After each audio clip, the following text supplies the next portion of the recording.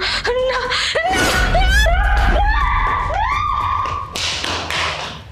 কি রে বন্ধু, ভাবি হঠাৎ এভাবে চলে গেল যে? ওই যে বন্ধু বললাম না, স্মৃতিশক্তি আসলে ওর মনে কোনো প্রবলেম হয়েছে। তোরা কি রেস্ট না, আমি দেখছি। কি ব্যাপার, ওর মধ্যে সবকিছু মনে পড়ে গেছে এখন? চুপ, একদম এখানে বসে কোনো কথা বলবো না। চলো রুমে চলো, আসো।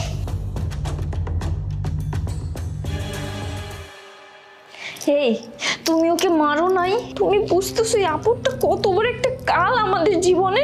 আমি চাই না আমাদের সংসারে আর কোনো নতুন করে বিপদ আপদ আসুক। তুমি ওটাকে কিভাবে মারছো? আর আমি তো ওকে ঠিক মতোই মারার চেষ্টা করেছিলাম। আমরা তো সেদিন ট্রেনে জার্নি করছিলাম, তাই ওকে বলেছিলাম যে চলো দরজার কাছে গিয়ে বাতাস খাই। ও আমার কথা অনুযায়ী দরজার কাছে চলে আসে।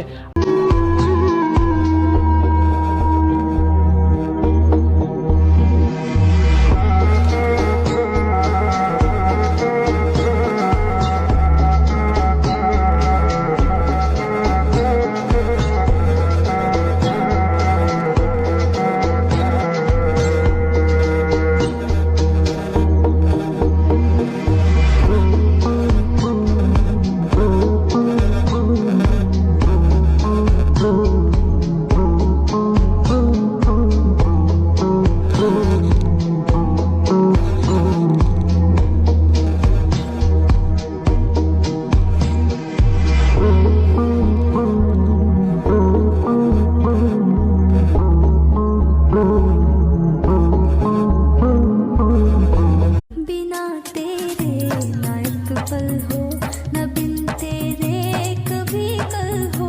ये दिल बन जाए पत्थर का, न इसमें कोई हलचल हो।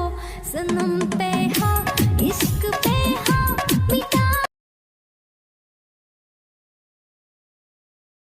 জাদু টোনা করে কেউ যদি আপনার চেহারাকে নষ্ট করতে চায়, সরাসরি হাদিসের মধ্যে না আসলেও এইগুলো নিয়ে যারা গবেষণা করেন তারা কয়েকটি আলামতের কথা বলেছেন যে আপনার এই সুন্দর চেহারাটাকে, সুন্দর শরীরটাকে নষ্ট করার কেউ প্ল্যান করেছে কিনা, এগুলোর কিছু লক্ষণ, জাদু টোনার লক্ষণ তারা পেশ করেছেন, সেগুলো আপনার সামনে তুলে ধরছি এবং উত্তরণের পথ কি। 1 নাম্বার, আপনার শরীর বা চেহারার উপরে কেউ যদি কুফরি করে বা জাদুটোনা করে, অনেক সময় চোখের ভ্রু এটা ব্যথা করবে। দেখবেন এই চোখের ভ্রুটা সবসময় ব্যথা করবে, 2 চোখের ভ্রু, এবং এত ব্যথা যে চোখ খুলতে আপনার কষ্ট হবে। 2 নম্বর, চেহারার হঠাৎ করে অ্যালার্জির মতো দলা বেঁধে যাওয়া বা রক্ত জমে যাওয়া, জমে থাকার মতো লালচে ছোট ছোট ঘামাচির মতো বিভিন্ন জিনিস চেহারার মধ্যে ভেসে উঠবে। অ্যালার্জির মতো দলা বেঁধে যাওয়া বা রক্ত জমে থাকার মতো লালচে লালচে ছোপ ছোপ ছোপ ছোপ হয়ে আপনার চেহারার মধ্যে, বডির মধ্যে উঠে যাবে। 3 নম্বর, মুখ এবং শরীরে বিশেষ করে